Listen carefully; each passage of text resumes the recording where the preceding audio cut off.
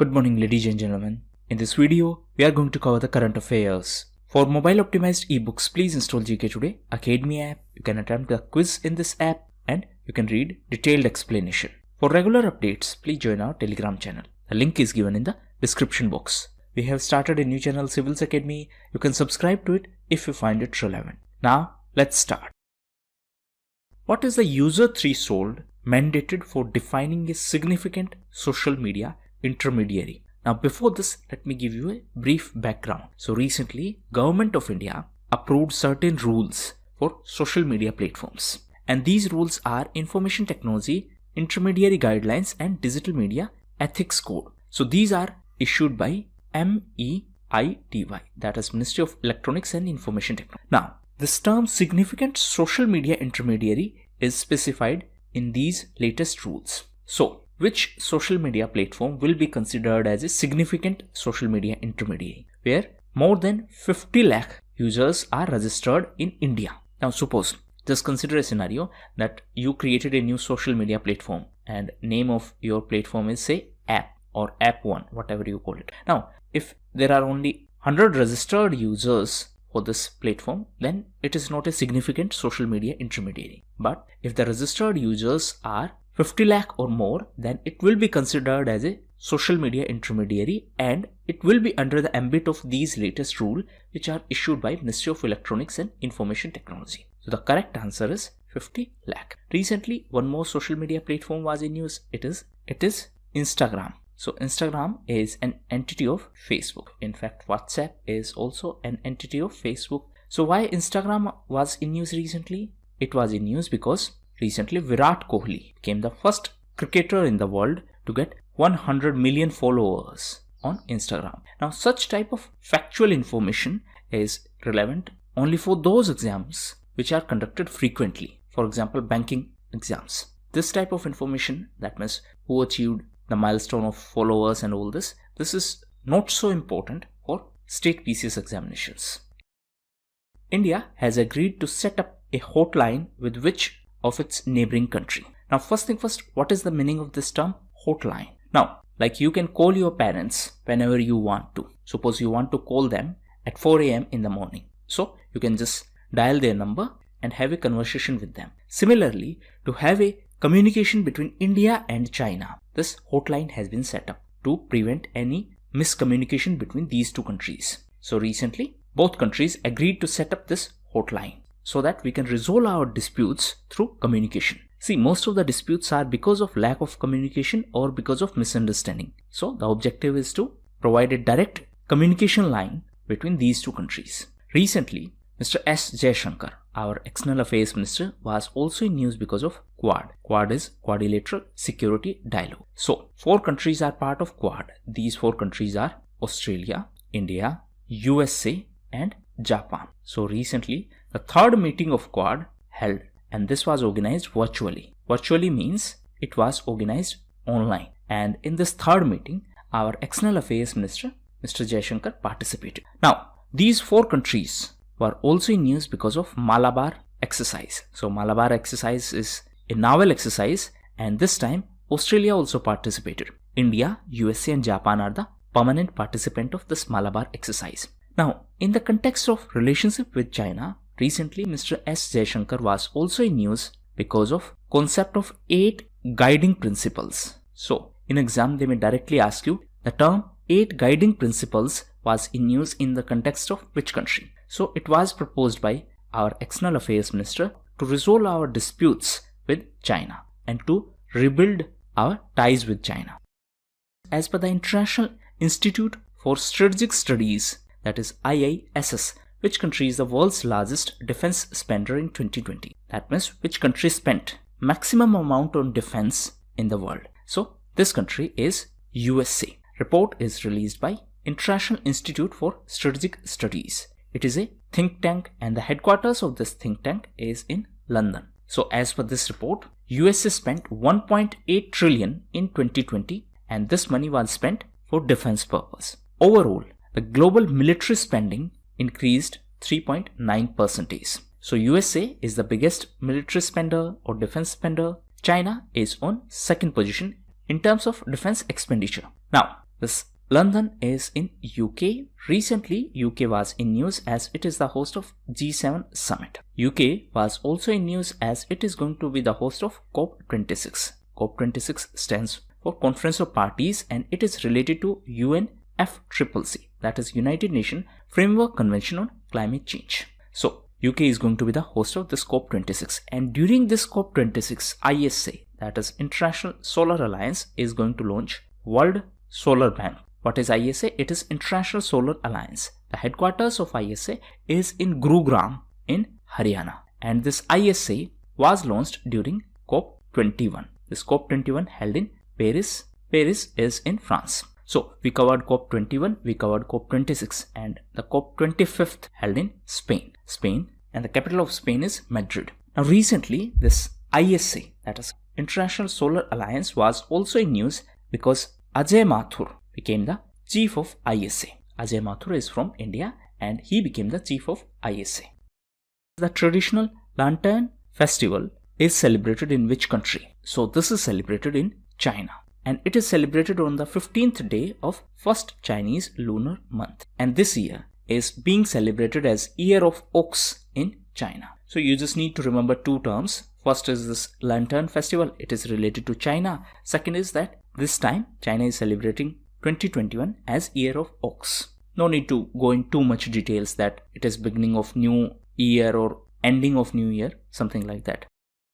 The Technology and Innovation Report 2021 has been released by which organization? So it has been released by UNCTAD. What is UNCTAD? It is United Nations Conference on Trade and Development. So recently it released a report and the title is Technology and Innovation Report. Now, headquarters of UNCTAD is in Geneva, and UNCTAD release certain reports which are very, very important from exam perspective. So first is this Technology and Innovation Report. Apart from that, UNCTAD also release a World Investment Report. UNCTAD also release Information and Economy Report. It also release Trade and Development Report. So these are few important reports which are released by UNCTAD and which are frequently asked in different examinations. Which state approved a law to give life imprisonment to the food adulterators? So this state is Madhya Pradesh. Now first thing first, what is meaning of this term food adulteration? In simplest term, when a substance is added to a food intentionally or unintentionally which degrade, this keyword is important, which degrade, that means which reduce the quality of that particular food. Such thing is considered as food adulteration. For example, you are adding water to the milk so that you can sell it more. So any substance which degrade the quality of that particular food item, such substance will be considered as a part of food adulteration. Recently, Madhya Pradesh approved a law to provide stringent punishment for such food adulteration. Now at Indian level, we have an organization FSSAI, that Food Safety and Standards Authority of India. Now on the products you can see the logo of FSSAI. For example, in this Parle-G biscuit packet you can see this is the FSSAI approval. So all these products are to be as per the guidelines of FSSAI. It is the nodal authority for food products in our country. As the name suggests, it is Food Safety and Standards Authority of India. Now, few important things. First, it is a statutory body. Statutory means by law, and it has been set up under Ministry of Health and Family Welfare. It was set up in 2006. The name of Act is Food Safety and Standards Act.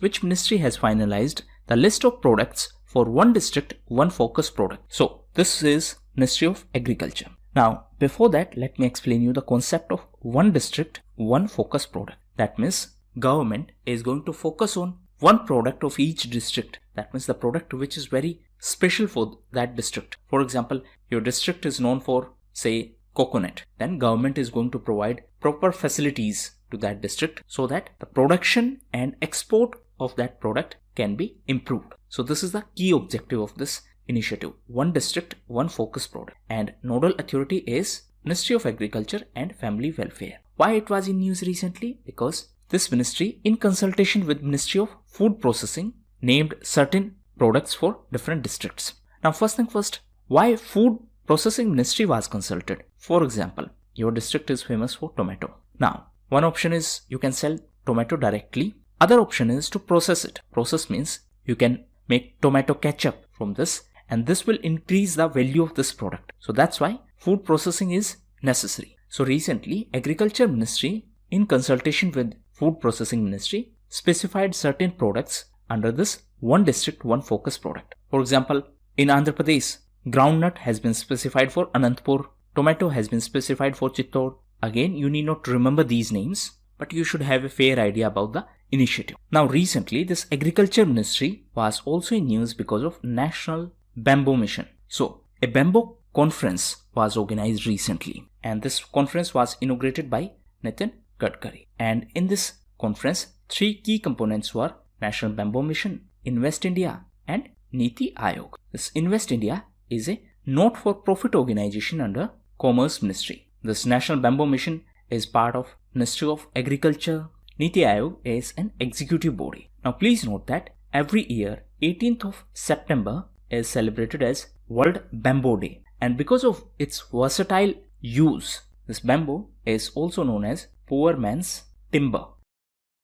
ISSF World Cup was scheduled to be held in Changwon city, located in which country? So this city is in South Korea. It was scheduled in April, but now it has been postponed because of COVID restrictions. Recently, this was also in news because Indian team decided to withdraw from this tournament. Why so? Because in South Korea, there is mandatory 2-week quarantine, and as per our argument, this will create a problem for the training of shooters. That's why we decided to withdraw from this tournament. Now, what is ISSF? It is International Shooting Sport Federation. So, it was founded in 1907. Headquarters is in Munich in Germany. Which bird has been spotted in Indonesia after 170 years? So the name of this bird is black-browed babbler. This is the bird. Now, this bird was spotted in Borneo island of Indonesia. Now, this is where you need to focus on. That means instead of focusing too much on this name of bird, you should focus on the area where it was found. So it was found in Borneo island of Indonesia. This is the geographical location. This is Malaysia, Singapore, Sumatra Island, Java Island. This is Brunei, and this is Indonesia. So 2 important things. Name of bird is black-browed babbler. Name of place is Borneo Island. And the unique thing about this Borneo Island is that it is politically divided among 3 countries. Which are these 3 countries? One is Brunei, one is Indonesia, and third country is Malaysia. So it is the only island in world which is politically administered by 3 countries at a time. So these 3 countries are Indonesia, Malaysia, and Brunei.